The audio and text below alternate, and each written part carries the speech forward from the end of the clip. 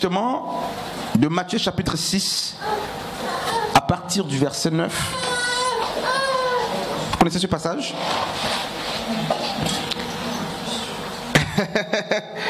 Matthieu chapitre 6, à partir du verset 9. On n'est pas obligé d'ouvrir les Bibles. Je sais que nous sommes les lecteurs de la Bible. Et je disais que c'est un passage connu. Ça veut dire que sans même ouvrir la Bible, on peut le citer. Vous connaissez ce passage? Matthieu 6. Matthieu 6. À partir du verset 9. Notre Père qui est aux cieux. Vous connaissez ça? Vous connaissez ça? Notre Père qui est aux cieux. Vous maîtrisez ça par cœur. Dans le, hein? From your heart. Ah, ok. Tu peux nous citer ça? Même en anglais, il n'y a pas de souci. Quelqu'un va venir nous dire ça en français. Ok. Vous ne maîtrisez pas ça? English. English. Yes. Ok. No problem. We'll go to interpret. Comment?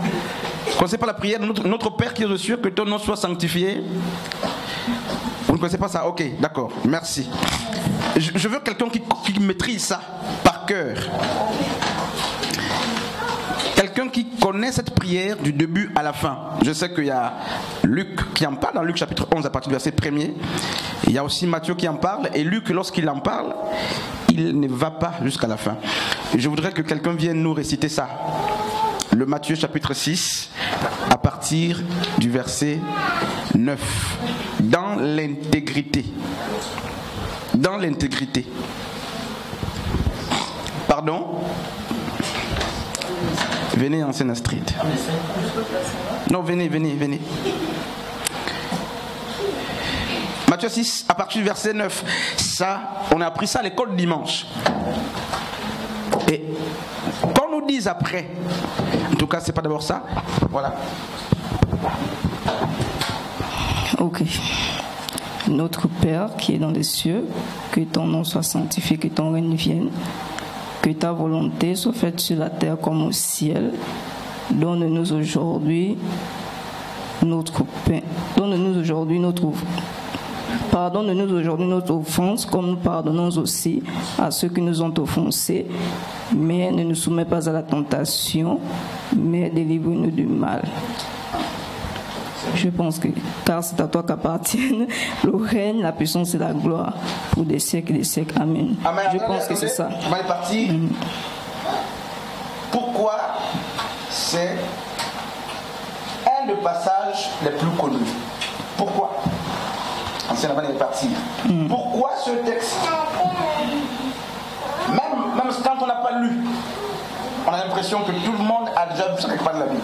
Même ceux qui nous ont vu ce passage, je récite. Pourquoi? Parce que c'est devenu une prière. Une prière, ok. Merci. On peut acclamer pour le Seigneur. Merci.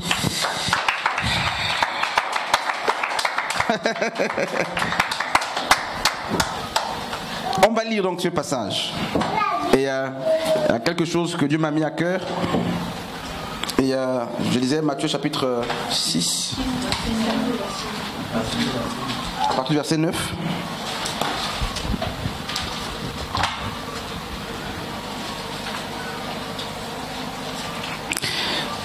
Je vais lire. Mais quelqu'un peut prendre aussi Luc chapitre 11, à partir du verset 1er. Je vais lire ici. Matthieu 6, à partir du verset 9. Voici donc comment vous devez prier. Notre Père qui est aux cieux, que ton nom soit sanctifié, que ton règne vienne, que ta volonté soit faite sur la terre comme au ciel. Alors remarquez ce qui se passe. Le verset 9 dit notre Père qui est aux cieux. Et donc c'est combiné. Il ne dit pas notre Père qui est au ciel. Vraiment, je voudrais, c'est pas un enseignement aujourd'hui, mais donnez-moi quelques minutes pour qu'on constate un fait. Notre Père, pas qui est au ciel. j'ai essayé justement de faire un jeu de traduction. J'ai vérifié. Beaucoup ont traduit par cieux ici. Et pas par ciel. Donc le verset 9 dit notre Père qui est aux cieux. Pas au ciel. Que ton nom soit sanctifié. Que ton règne vienne. Que ta volonté soit faite sur la terre. Pas comme elle est faite aux cieux. Mais il dit comme elle est faite au ciel. Donne-nous aujourd'hui notre pain quotidien. Pardonne-nous nos offenses comme nous pardonnons aussi à ceux qui nous ont offensés. Pardonne-nous nos péchés comme nous pardonnons aussi à ceux qui nous ont fait du mal. Ne nous laisse pas entrer dans la tentation. Seigneur. Ça c'est contradictoire avec ce que Jacques dit parce que Dieu ne tente personne. Mais délivre-nous du malin, car c'est à toi qu'appartiennent dans tous les siècles le règne, la puissance et la gloire. Amen. Luc chapitre 11. Luc chapitre 11, à partir du verset 1er. Jésus priait un jour en un certain lieu. Lorsqu'il eut achevé, un de ses disciples lui dit. Donc Jésus priait un jour en un lieu. On n'a pas donné le lieu. Et après la prière de Yeshua, la Bible dit un de ses disciples. Lorsqu'il eut achevé, un de ses disciples lui dit: Seigneur, enseigne-nous à prier comme Jean a enseigné à ses disciples. Et Yeshua va dire: quand vous priez, dites: Père, que ton nom soit sanctifié, que ton règne vienne, donne-nous chaque jour. Est-ce que c'est la même chose là? Père, que ton nom soit sanctifié, que ton règne vienne, donne-nous chaque jour notre pain quotidien, pardonne-nous nos péchés, car nous aussi nous pardonnons à quiconque nous offense, et ne nous laisse pas entrer en tentation. Point final. Il y a combien de passages qui manquent là-bas chez Luc? Combien? Qu'est-ce qui manque chez Luc?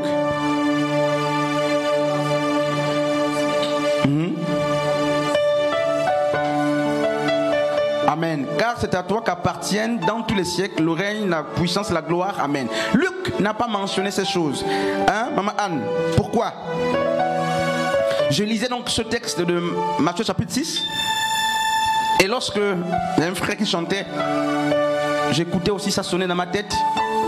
Je l'ai médité hier. Et il y a un frère qui chantait un chant qui disait: que ton règne, c'est ça? Que ton règne vienne sur la terre.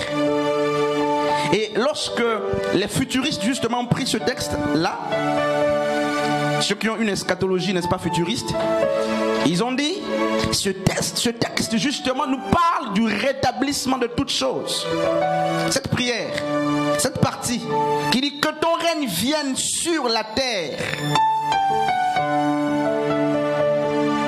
Et Dieu me disait: non, c'est pas ça d'abord. Alors Matthieu nous raconte l'histoire où Jésus prie, où enseigne la prière, mais Luc aussi nous raconte la même histoire, mais Luc est plus précis. Luc dit: un des disciples est venu vers le maître, pas pour lui dire: enseigne-moi à prier. Hein, frère Julien, regardez la dimension de ce disciple Mahan. Il n'a pas dit à Jésus: enseigne-moi à prier. Alors, pourquoi dit-il enseigne-nous à prier? Qui a dit à ce disciple que les autres comme lui, autour de lui, ne savaient pas prier. Ceux qui cherchent à être enseignés ne savent pas. Ou à la limite, ils connaissent en partie, connaissent moins. Et lui dit, la Bible dit, Luc dit que Jésus était en train de prier. Ça veut dire que les disciples observaient comment le maître priait. Vraiment, on va rester calme. Ils observaient les faits et gestes. C'était des apôtres. Et remarquez que, n'est-ce pas?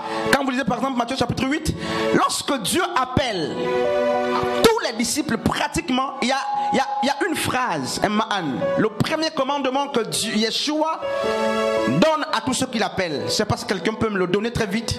Il y a un commandement que Yeshua a donné à tous ceux qui devaient venir après lui. Lorsqu'il appelait,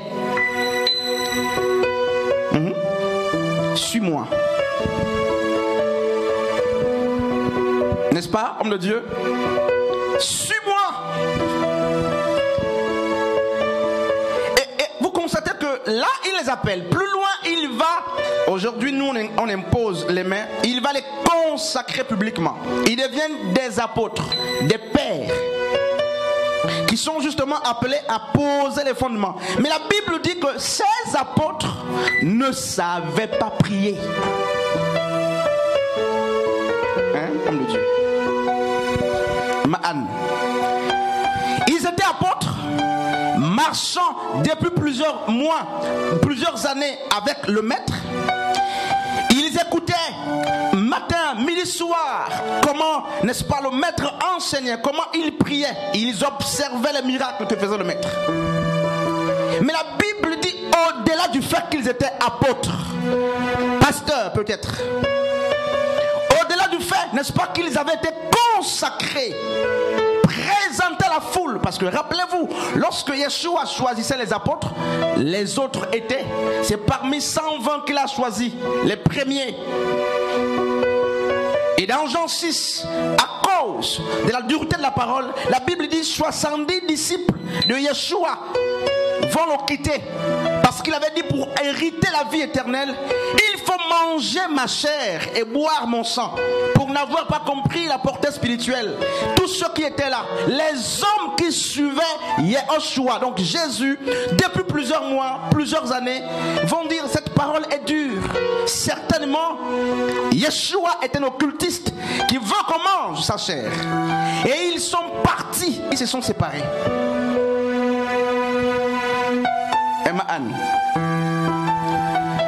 Il a appelé les apôtres à qui il a donné des enseignements. Mais un jour arrive où ces apôtres vont en réalité exprimer leur manquement en disant, en fait ici il disait littéralement, nous ne savons pas prier.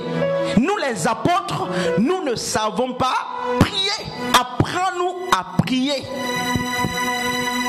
Je me suis dit, Seigneur, quel est le problème? Un apôtre ne sait pas prier. Comment c'est possible? Un homme de Dieu, un apôtre ne sait pas prier. C'est pas un seul. Et remarquez la dimension de ce disciple. Matthieu, lorsqu'il raconte l'histoire, on se dit, quel est le nom de l'apôtre qui est venu dire à Yeshua, apprends-nous à prier? La Bible n'est pas claire.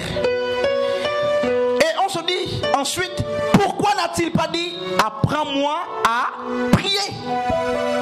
Hein, sœur Merveille?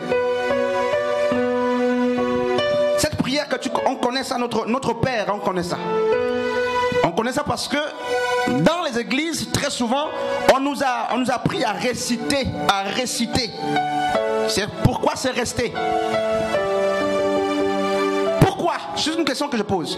Pourquoi l'apôtre en question, le disciple en question, ne dit-il pas, Seigneur ou Maître, apprends-moi à prier? Qui a dit à ce disciple que comme lui là, les autres avaient des problèmes anciens? Aidez-nous à comprendre un peu ça. Qui a dit à cet apôtre qui est venu poser la question de l'alliance au Père, plutôt à Yeshua, que comme lui, les autres ne savaient pas prier? Qui le lui a dit? Parce que il dit notre Père. Yeshua, c'est Yeshua qui quand il exprime, non, n'est-ce pas, il commence à introduire la prière. Il dit, on commence par notre Père, mais je ne suis pas d'abord là-bas. Apprends-nous. Il n'a pas dit apprends-moi, ancien, aidez-nous. Apprends-nous à prier. On va terminer là dans quelques minutes. Un sœur Doriane, y a-t-il encore des personnes qui s'approchent de Dieu avec ce langage pluriel? Apprends-nous, pas moi, Ma'an. Est-ce qu'on lit aussi bien? Est-ce qu'on lit la même chose? Sœur Marie, chez toi c'est quoi? Apprends-nous. Frère Teddy, je viens de vous fouiller 4 Bibles là. C'est chez toi c'est quoi? Apprends qui? Moi? Apprends-nous. Frère Teddy, apprends-nous, Sœur Marie. Chez toi c'est quoi? Enseigne-nous. C'est la même chose. Nous, le nous là, nous. C'est quoi le nous? Pronom personnel pluriel. C'est un ensemble. L'apôtre ancien n'est pas venu en son propre nom. Le disciple n'est pas venu en son propre nom. Mais il vient, il parle non seulement de lui, mais il englobe les autres apôtres ou les autres disciples autour de lui. Ce passage m'a beaucoup enseigné. Apprends-nous à prier. Il reconnaît sa faiblesse. Et il se dit qu'il ne faut pas que je m'approche seul de Dieu. Il faut que je porte avec moi le fardeau des autres autour de moi. Non pas qu'ils ont le même problème que moi, mais certainement la difficulté que j'ai, ils l'ont aussi.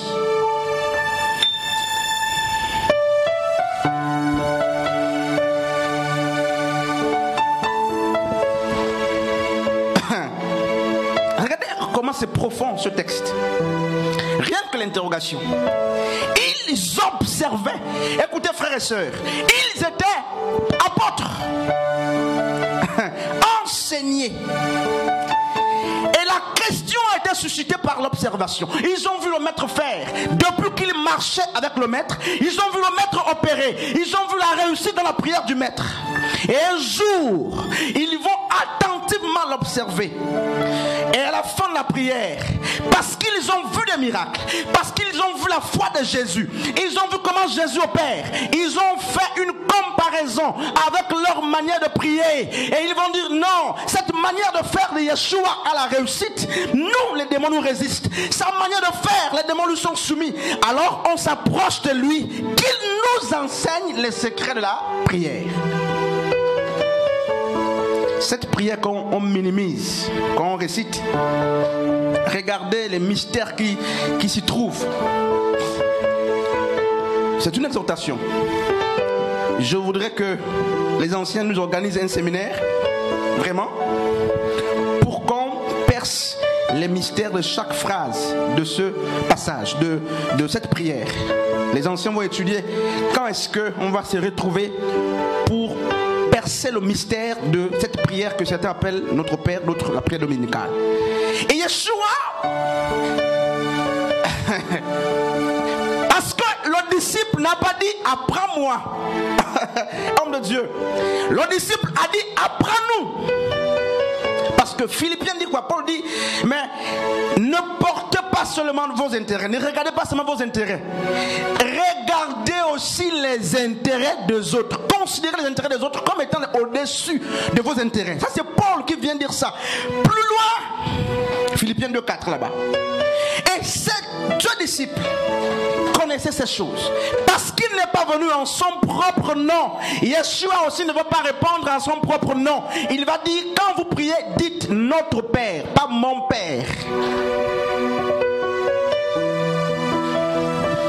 C'est comme je disais à la sœur Violette, comment tu t'appelles? Elle ne va pas dire nous nous appelons.